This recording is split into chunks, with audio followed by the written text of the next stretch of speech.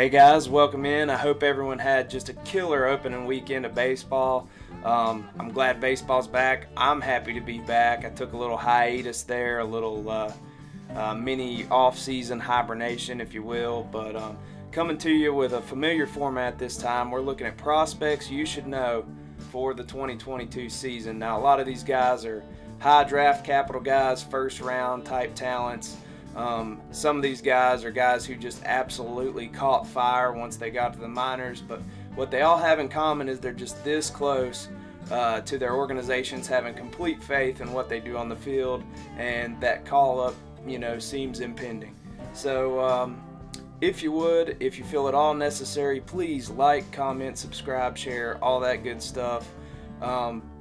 Last time I did a video like this, it brought in a lot of different people, some casual minor league baseball fans like me, and a lot of fantasy baseball guys, dynasty fantasy guys, trying to pick out that next crop of talent before the other guys. So no matter why you're here, I'm glad you're here, and let's dive in.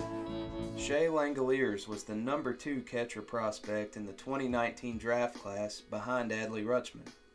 In any other class in the past 10 years, he'd be a clear number 1. The Baylor Bears backstop was taken 9th overall by the Braves. He developed insanely fast. He ended 2020 as the Braves' taxi squad catcher during their postseason run. Oakland noticed. Langeliers found himself in the Matt Olson deal in the offseason. With an absolute rifle for an arm, throwing out 42% of potential base stealers, expect great things. Jordan Walker is only 19, but he's already regarded as the top prospect in the Cardinals farm system. He was a Duke commit prior to being signed away for $2.9 million. Scouts are salivating over his exit velocities, which rose as high as 116 miles per hour in low A last season. His bat's ready for the majors. He'll be an instant home run threat once his call-up happens, but don't sleep on his fielding prowess. He's been flashing the leather in Double-A Springfield.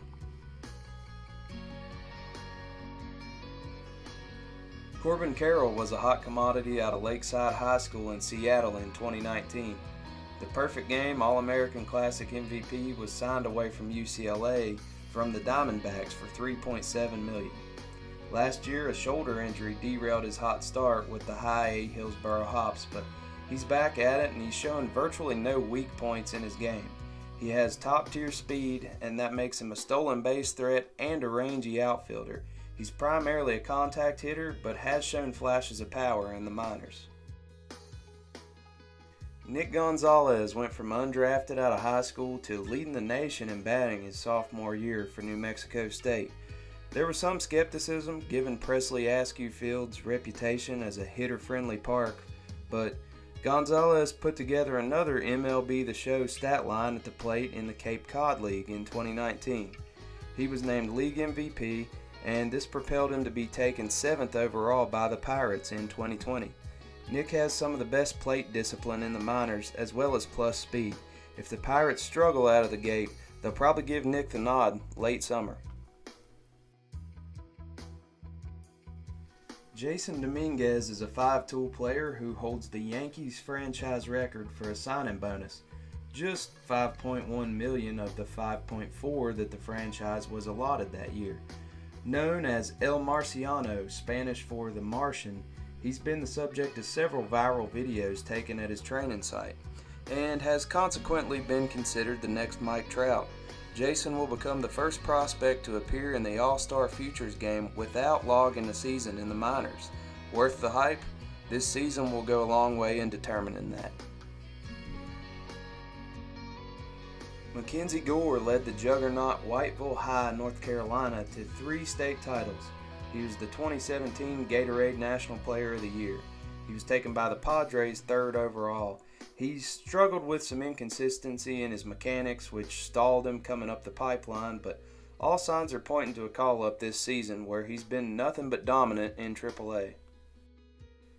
Drafted out of Panama in 2019, Daniel Espino made his full season debut last year, showcasing a fastball that peaks in the triple digits. In 91 innings pitched, he struck out 152. Fine-tuning his control and polishing the other pitches in his arsenal at Double-A Akron this year should launch him into the bigs by 2023. Looking at Grayson Rodriguez's profile, there isn't any one thing that jumps off the page. He's just a great all-around pitcher. He has 4 pitches that he uses in the right situations. He doesn't walk batters. He doesn't give up the bomb. Consistency is needed in Baltimore, and Grayson Rodriguez can sure provide that. Max Meyer made a transition from closer to starter during his time as a Minnesota Golden Gopher, setting records at both positions. Debuting at Double-A, he rose to the challenge, being named Double-A Central League Player of the Year. His marquee pitch is a dirty slider that's puzzled some great hitters. 2022 is Max Meyer from Minnesota's Miami Marlins moment. Oh, that took me like 9 takes.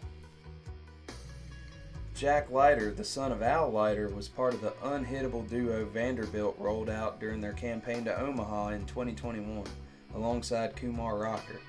Jack no-hit South Carolina in his first SEC start and never lost momentum. Scouts are projecting a very brief stint in the minors for Jack, but he starts the year with the Double-A Frisco Rough Riders, looking to add to his legend en route to Arlington.